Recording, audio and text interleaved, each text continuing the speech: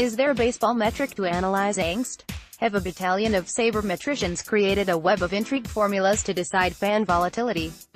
The reasoning is that Red Sox Nation is facing an apocalyptic moment in just 2 years. This is not a devastating impact asteroid, but something far more threatening: the free agency of Mookie Betts.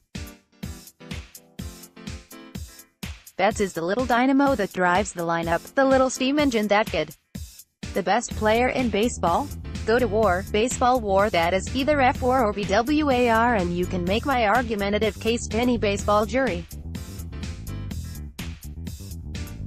Trout or Betts? Being a provincial, I will take Betts. But the point is, the debate is centered on just 2 players in the entire world of baseball.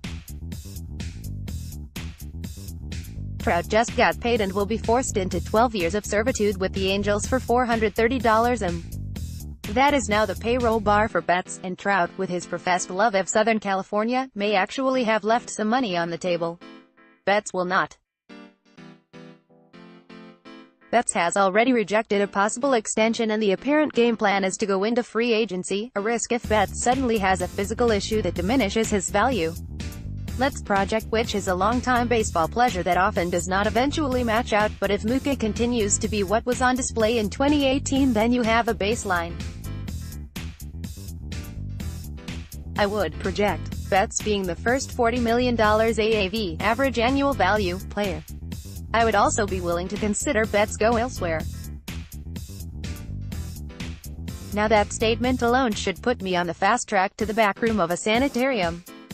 A Red Sox Nation heretic, long-term contracts could also be defined as long-term nightmares.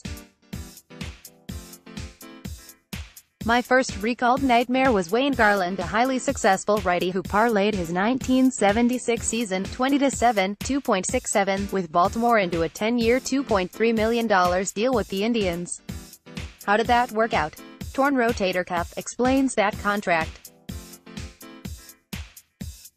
For position players, I just think of Miguel Cabrera and Albert Pujols, who now are contractual and performance-wise albatrosses, but neither had the 5-tool talent and athleticism of Betts or Manny Machado or Bryce Harper and Trout. Jacoby Ellsbury certainly had skills that were at times comparable to Betts, but Ellsbury had an injury history. Then there is Carl Crawford. Crawford was a magnificently talented player with 4 All-Star selections, a Silver Slugger Award, and a Gold Glove Award.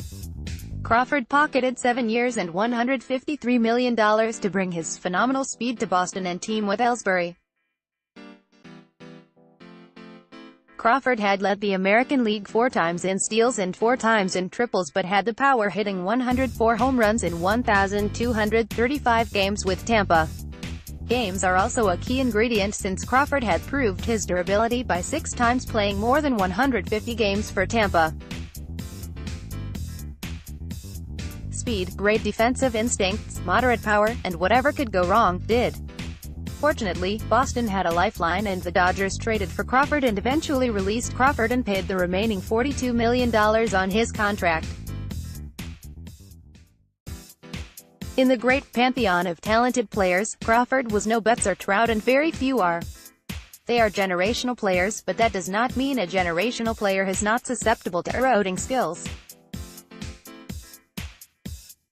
Ask the Twins about Joe Mauer, or the Pirates about Andrew McCutchen, or the Giants about Barry Zito to toss in a pitcher.